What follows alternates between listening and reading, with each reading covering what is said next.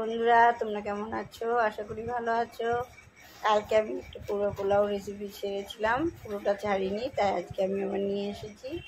তো দেখো, এই কাপ দিয়ে আমি চালটা মেপে নেব। আমি এই কাপে 2 কাপ চাল নেব।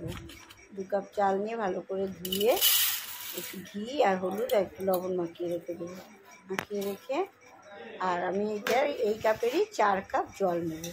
জলটাকে আমি ভালো করে ফুটিয়ে নেবো। দেখো ভালো করে এবার আমি কয়েকটা কাজু কিশমিশ ভেজে নিয়েছি। ওই কড়াইতে ঘি দিয়ে আবার একটুখানি তেজপাতা বা গোটা গরম মশলা দিয়ে চালটাকে ভালো করে ভেজে নিয়েছি। আর এই 4 কাপ জল বসিয়ে দিয়েছি।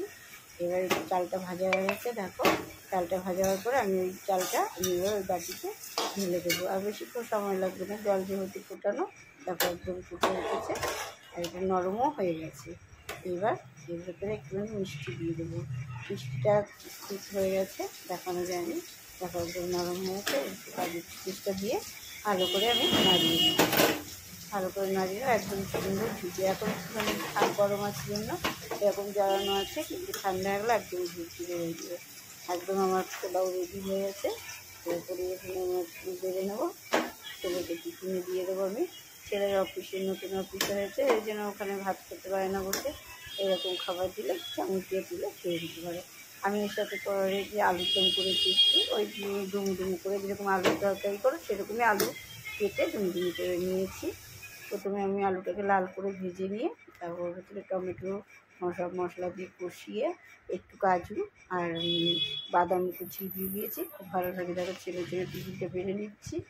তো ছেলের টিফিনটা বাড়া হয়ে গেলো।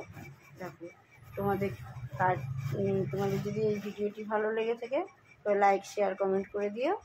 আর যারা নতুন বন্ধু আছো চ্যানেলটি সাবস্ক্রাইব করে নিও। আর পুরনো বন্ধুদের অসংখ্য ধন্যবাদ আমার পাশে থাকার জন্য। আবার নতুন কোনো ভিডিও নিয়ে দেখা হবে পরের দিন। ততক্ষণ তোমরা ভালো থেকো, সুস্থ থেকো। আমার ভিডিওটি তোমরা দেখতে থাকো। আর তোমরা কোন রকম নতুন ভিডিও দেখতে চাও আমাকে কমেন্ট করে জানাও।